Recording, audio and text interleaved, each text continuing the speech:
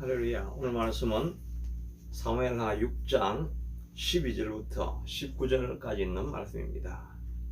어떤 사람이 다윗 왕에게 아뢰어 이르되 여호와께서 여호와의 괴로 말미암아 오벳 에돔의 집과 그의 모든 소유에 복을 주셨다 한지라 다윗이 가서 하나님의 괴를 기쁨으로 메고 오벳 에돔의 집에서 다윗 성으로 올라가지 여호와의 괴를 맨 사람들이 6걸음을 가매 다윗이 소와 살찐 송아지로 제사를 드리고 다윗이 여호와 앞에서 힘을 다하여 춤을 추는데 그때 다윗이 배 에봇을 입었더라. 다윗과 온 이스라엘 족속이 절거히 환호하며 나팔을 불고 여호와의 궤를 메고 오니라. 여호와의 궤가 다윗 성으로 들어올 때 사울의 딸 미갈이 창으로 내다보다가 다윗 왕이 여호와 앞에서 뛰놀며 춤추는 것을 보고 심중에 그를 업신여기니라. 여호와의 궤를 메고 들어가서 다윗이 그것에 위하여 신장막 가운데 그 준비한 자리에 그것을 두매 다윗이 번제와 화목제를 여호와 앞에 드리니라. 다윗이 번제와 화목제를 드리기를 마치고 만군의 여호와 이름으로 백성에게 축복하고 모든 백성 곧 온 이스라엘 무리에게 남녀를 막론하고 떡 한 개와 고기 한 개와 금포도 떡 한 덩이씩을 나누어 주매 모든 백성이 자기 집으로 돌아가니라. 아멘.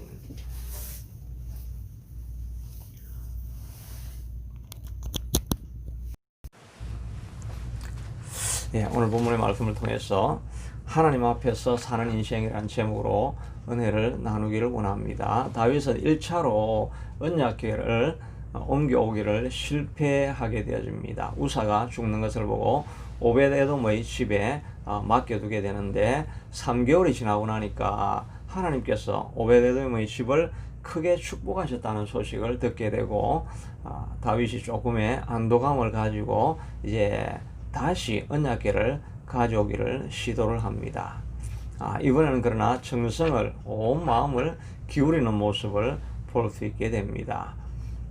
무엇보다 율법을 연구해서 왜 언약궤를 가져오는 것을 하나님께서 진노하셨는가 하는 것을 살펴보다 보니까 민수기에 있는 것처럼 언약궤는 반드시 레위 지파의 자손 고라 자손만이 가져올 수 있다는 것을 알고 고라 자손 제사장을 들어가지고 오늘 이제 본문에 보면 언약궤를 메고 왔더라 이렇게 이야기합니다. 그전에는 수레에 싣고 왔더라 그랬죠. 근데 메고 왔더라고 하는 율법을 다시 깨닫게 되어져서 말씀으로 돌아가게 됩니다.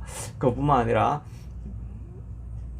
그의 온 정성을 다 기울이는데 6걸음 걸을 때마다 제사를 송아지와 소를 잡아서 제사를 드리게 되어집니다. 예루살렘까지가 오벳에돔에서 한 20km 가량 되는데 6걸음 걷고 이렇게 지나가려고 하면 적어도 350회 정도의 제사는 드렸을 것이라고 보게 됩니다.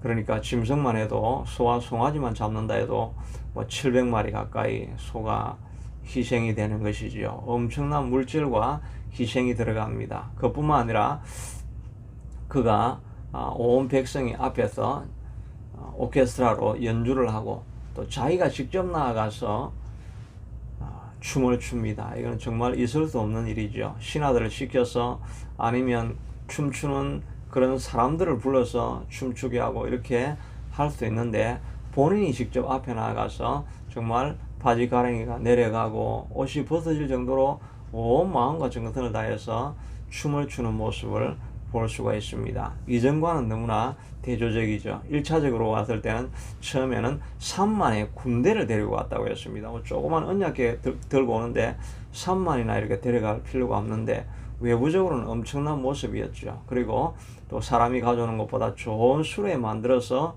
이렇게 가져오니까 얼마나 또 용이하게 편리하게 이렇게 가져오고 시설이 잘 갖춰져 있습니까? 그런데 하나님께서 그런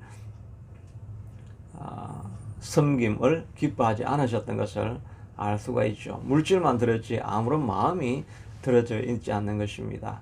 우리도 예배가 그럴 수가 있지 않습니까? 아주 웅장하고 화려한 모습을 가지고 있는데 그 안에 정성이 없는 예배는 하나님이 받지 않으신다고 하시는 것입니다. 어느 사람들이 꿈에 천국으로 올라가서 이 땅에서 큰 교회당에서 예배를 드리고 있는데 모든 사람들이 다 큰 소리로 찬양을 하는데 찬양 소리가 하나도 나지 않는 것입니다. 조그만 어린애의 찬양 소리밖에 나지 않아서 왜 그런가? 천사들이 말하기를 마음이 담겨지지 않은 찬송은 하늘에서 들려지지 않습니다. 그러나 조그만 어린애는 마음과 정성을 담아서 찬송하기 때문에 그 찬송이 들려지는 것입니다. 마찬가지겠지요. 우리도 이 땅에 지내면서 많은 예배 드리는 가운데 우리의 마음을 담지 않은 찬송을 드릴 때가 얼마나 많습니까? 우리가 특별히 찬송가를 부르면 너무나 많이 들어본 계속해서 부르던 찬송이기 때문에 그게 도대체 무슨 의미를 가지고 자기가 찬송하는지도 모르고 습관적으로 찬송할 때가 얼마나 많습니까? 그래서 제가 주일날은 찬양곡을 틀어주면서 우리가 2번 부릅시다 라고 하는 것은 한 번 부르면 가사를 그냥 잊어버리고 지나가는 것입니다. 그런데 2번 다시 부를 때 가사를 한번 생각하면서 불러봅시다. 이렇게 할 때 의미를 가지고 찬송하는 습관을 자꾸 들여야 될 것입니다. 그렇지 않으면 우리가 습관적으로 드리는 예배가 되죠. 마음을 담아서 예배를 드리려고 하면 사실은 많은 준비 찬송이 있어야 되고 예배를 위한 많은 기도가 있어야 되고 사모하는 마음이 있어야 되죠. 그래서 보통 다른 교회들은 보면 준비 찬송을 20분 정도 이렇게 불러서 찬송하는 가운데 우리의 마음을 열고 입술을 열어서 예배를 준비하고 말씀을 받을 준비를 우리의 마음밭을 준비를 하는 것이지요. 이런 준비가 있은 이후에 말씀이 들려질 때 조금 딱딱한 말씀도 잘 들어올 수 있게 되어지고 또 전하고자 하는 하나님의 계시가 있는 음성이 들려질 때는 정말 마음 깊은 곳에 박혀지는 것을 보게 됩니다. 그런데 우리가 정성없이 그렇게 준비되어진 예배로는 하나님의 음성이 예배 때 들려지지도 않고 하나님이 기뻐하지 않는 예배가 될 수 있겠다는 생각을 해보게 되는 것입니다. 다윗은 이와 같이 온 정성을 다하여서 춤추며 자기가 나아가서 춤을 추면서 언약궤를 맞이하는 아름다운 예배하는 모습으로 언약궤를 가져가는 것을 보게 됩니다. 그런데 또한 다른 모양을 이렇게 보여주는 대조시키는 장면이 또 나오죠. 사울의 딸 미갈이 그 모습을 보면서 왕이 들어왔을 때 그를 비난하고 힐난하면서 마치 방탕한 자가 염치 없이 몸을 드러내고 춤추는 것처럼 어떻게 왕이 많은 계집종들 앞에서 몸을 드러내고 그렇게 춤을 출 수 있겠습니까? 이렇게 비난할 때 다윗이 나는 하나님 앞에서 한 것이다 라고 말하면서 너희 집안은 그렇기 때문에 하나님께서 복을 주지 않아서 대가 끊어지는 것이고 나는 비록 계집종하게 천하게 보일지는 모른다 할지라도 하나님 앞에서 기뻐하는 마음으로 춤추었기 때문에 하나님께서 나를 이 이스라엘의 주권자로 삼은 것이 아니냐라고 하는 꾸짖는 모습이 이렇게 나오게 되어지고 다시는 미갈과 동침하지 아니하므로 정말 사울의 집안은 남자도 자손이 끊겨졌고 그 딸까지도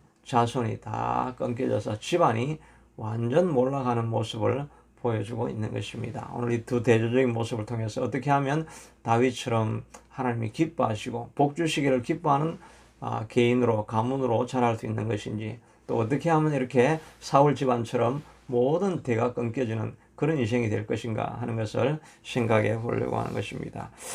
우리가 하나님 앞에 온전히 복받는 삶을 살 수 있게 되기 위해서는 하나님 앞에서 사는 인생이 되어져야 된다는 것입니다. 오늘 본문에도 반복적으로 나오고 있는 단어가 하나님 앞에서라고 하는 말입니다. 14절에도 보니까 다윗이 여호와 앞에서 힘을 다하여 춤을 추었다.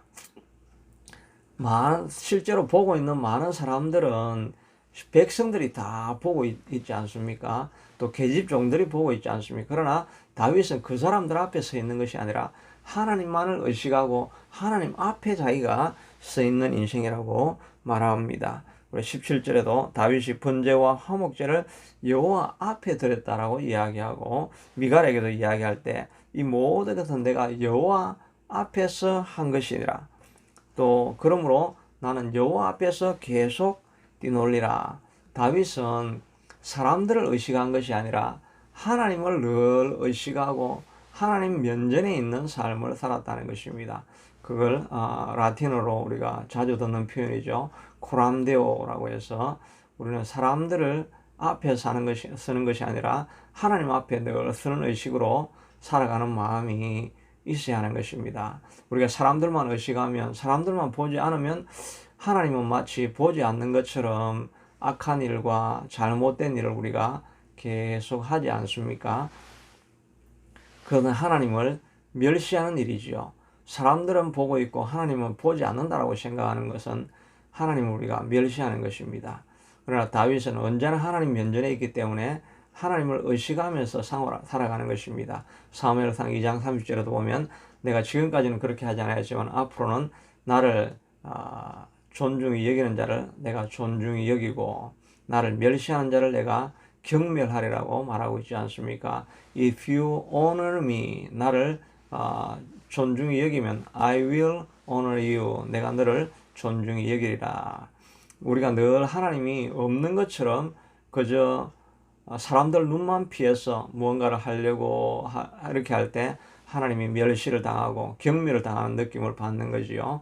그러나 어떤 상황에서도, 아무도 보지 않는 상황에서도 하나님이 나를 본다라고 생각하고 하나님 앞에서 무엇이든지 하려고 하는 마음, 이런 마음이 들 때 그게 바로 we honor God, 하나님을 존중히 여기는 것이죠. 그럴 때 하나님께서 우리를 또한 존중히 여기라고 말씀하고 있는 것입니다. 사울은 하나님을 존중히 여기지 않았습니다. 아말렉을 멸하고 나서 모든 것을 진멸하라고 했는데 그가 사람들이 제사를 드리기를 원한다고 해서 사람들의 말을 들어가지고 재물을 가져오게 되죠. 아각 왕도 살려오게 되죠. 그래서 그는 사람들을 의식하고 있는 것입니다. 그래서 사무엘이 하나님이 당신을 버렸습니다 라고 하니까 사무엘의 옷자락이 찢어질 정도로 가지 말라고 붙잡는데 그 가지 말라고 붙잡는 이유가 내가 회개합니다. 하나님이 버리셨다고 하는데 다시 한번 하나님께로 돌아가게 해주십시오. 이렇게 붙잡는 것이 아니라 이제 하나님이 버리셨으면 어쩔 수 없고 저는 이 백성들 앞에서 저와 함께 같이 가셔야 내 권위가 서지 않겠습니까? 그는 두려워하는 것이 백성밖에 없는 것이죠. 결국 그러니까 하나님께서 그 인생을 나를 멸시하는 자를 내가 경멸하리라고 말씀하신 것처럼 하나님을 멸시하는 인생을 경멸해서 마치는 그 모든 대가 끊어지게 한 것이 아닙니까? 우리가 무슨 일을 하든지 간에 하나님이 내 앞에 계신다는 생각을 가지고 누가 보든지 보지 않든지 간에 하나님 앞에서 살아가는 인생이 될 때 하나님께서 우리를 축복해 주시게 될 것입니다. 또 이 미갈의 이런 반응을 보면 다윗이 이렇게 성에 이제 모든 언약궤를 두고 들어왔을 때 미갈이 달려나서 다윗을 맞이합니다. 그러면서 아까 말한 것처럼 마치 방탕한 자가 벌거벗고 염치 없이 행한 것처럼 계집 종들 앞에서 당신이 왜 이렇게 염치 없게 행했습니까? 라고 이렇게 이야기를 하는데 왜 이렇게 미갈이 앞에 나섰을까 생각해 보면 다른 부인들도 다 있었지 않습니까? 그런데 그 사람들은 침묵하는데 왜 미갈은 나가서 이렇게 그런 반응을 보였을까 하면은 이 미갈의 마음에는 다윗을 사실은 비난하고 힐난하는 마음보다는 위하고 세우려고 하는 그런 마음이 있었을 것입니다. 오히려 걱정하는 마음이 있었지 않겠습니까? 여종들이 당신을 멸시하고 무시하면 어떻게 하겠습니까?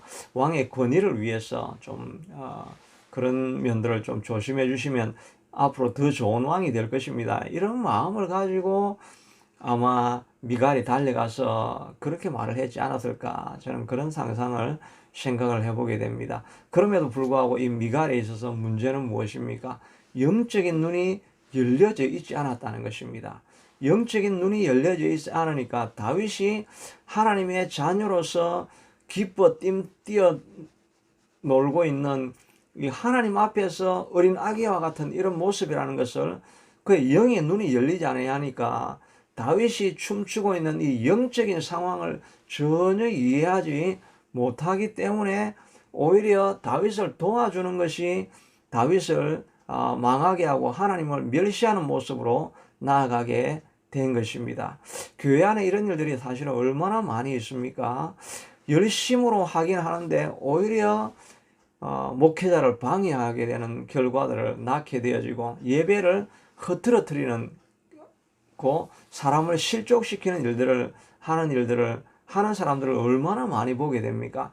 영적으로 끼어 있지 아니하면서 교회에서 리더의 직분을 가지고 있을 때 자기는 뭔가 열심을 가지고 교회를 세워보고야 하면서 행한 일인데 결국은 영적으로 사람들에게 상처와 아픔을 주고 교회를 어지럽게 만드는 일들을 우리가 교회에서 수많이 경험하게 되는 것이지요.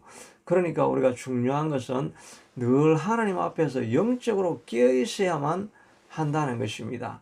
영적으로 깨어서 영적인 눈이 열려야 다윗이 그 기쁨으로 춤추고 있는 이런 모습을 보고 같이 기뻐할 수 있는 게 되는 것입니다. 많은 분들이 교회에서 어떻게 이렇게 경망스럽게 하느냐 이렇게 하는 모습들도 많이 있죠. 때로는 뭐 방언을 하든지 이런 어떤 신비적인 일들이 일어나고 있을 때 사람들이 그냥 그것을 한숨에 비난을 하고 그것은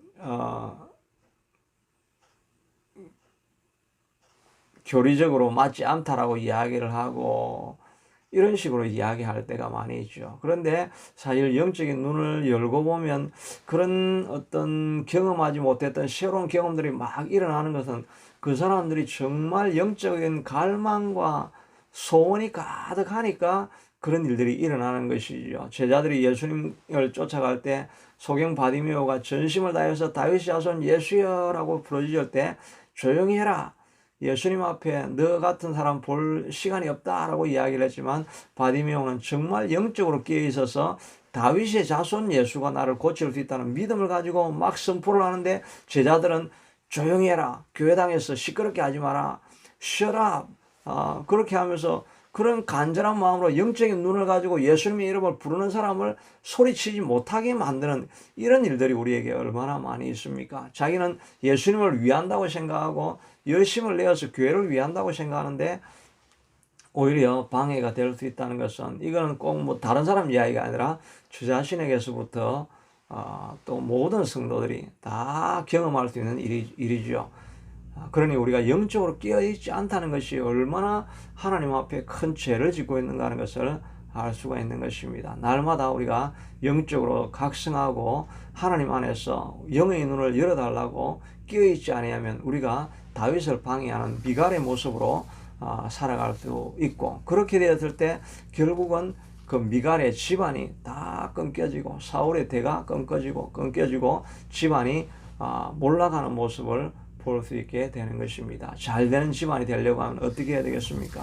우리의 영적인 눈이 늘 끼어 있어서 사람들 앞에서가 아니라 하나님 앞에도 춤추어서 마치 사람들은 다 염치 없이 방탕한 모습으로 행한다고 해도 하나님 앞에 어린아이와 같이 뛰노는 그런 영혼을 가지고 있을 때 하나님께서 그 가정을 축복해 주시게 될 것입니다. 이런 영성이 여러분 삶에 충만하기를 축복합니다. 자비하신 아버지 하나님,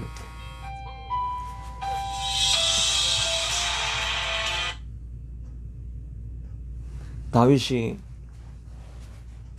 하나님 앞에서 영적으로 깨어 있어서 오직 하나님 앞에서만 춤추고 노래하며 나아갔던 것처럼 우리 영혼이 주님만 바라보며 사람들이 뭐라고 하든지 간에 오직 주님 앞에서 하나님의 뜻을 이루며 춤추며 기뻐하며 살아가는 우리의 영성이 될 수 있게 도와주시고 우리의 영의 눈이 날마다 깨어 있어서 혹시 우리의 영의 눈이 닫혀서 교회의 장애물이 우리가 되지 않게 되도록 하나님 우리의 눈을 날마다 열어주시고 날마다 깨어있는 인생이 될 수 있게 축복하여 주옵소서. 예수님 이름으로 기도드리옵나이다.